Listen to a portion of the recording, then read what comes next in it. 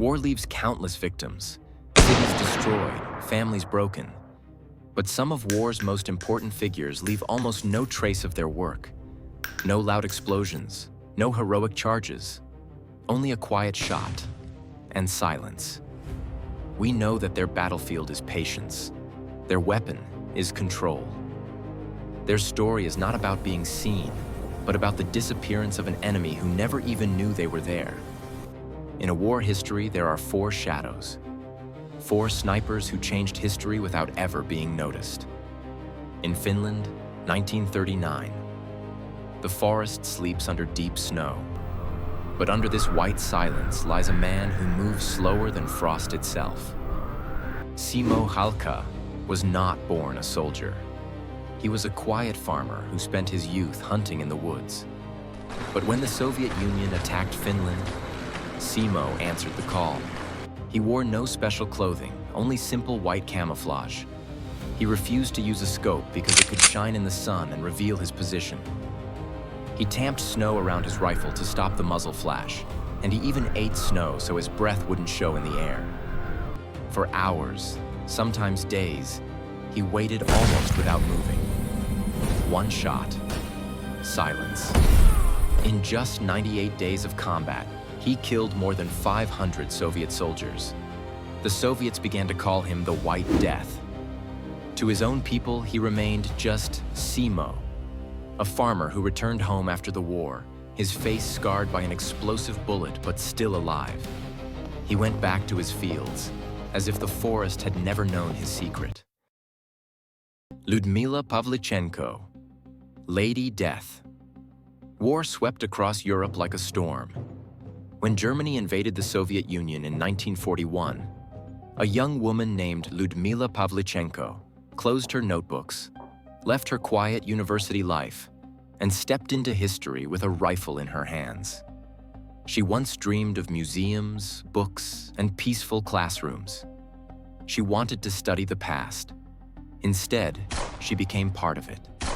On the battlefield, history was not made by writing, but by choosing who would not live to write again. Her first kills were 2 Nazi officers, shot from more than 400 meters away. After that, her name began to grow like a shadow. 309 confirmed kills, 36 enemy snipers, hunters who became prey. They searched for her, they studied her. They tried to find the ghost who kept ending their lives. But she always saw them first.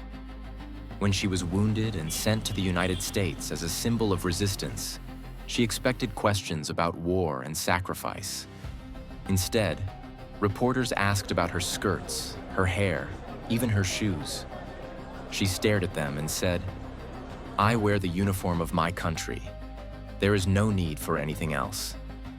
She had fought fascism with a rifle. In America, she fought ignorance with words. But one truth remained untouched. Lady Death never missed. Francis Pegamagabau, the ghost of the trenches. World War I turned the earth into a graveyard. Bullets tore the air. Poison gas followed every breath, and no man's land waited to swallow every brave soul who stepped into it. Most soldiers prayed to survive it. Francis Pegamagabau crawled into it by choice.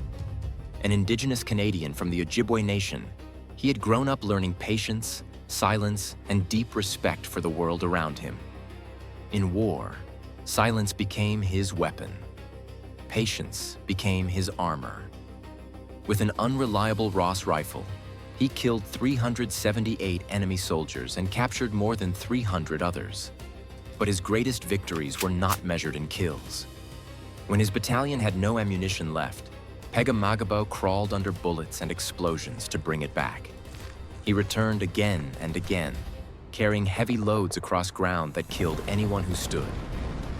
His back broke under the weight, but his courage did not. He returned home a decorated hero.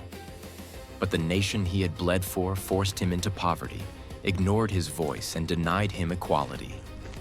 They used his bravery, then forgot his name. But the earth remembers. The trenches still hold his footsteps. A ghost who walked through hell so others might live. Carlos Hathcock, the White Feather. Vietnam's jungle was a world of traps and whispers. The air was thick, the shadows alive, and death waited in the leaves. In this green darkness walked a U.S. Marine with a small white feather in his hat. The Viet Cong feared the feather. They offered money and medals to anyone who could kill Carlos Hathcock. But the feather was not a target.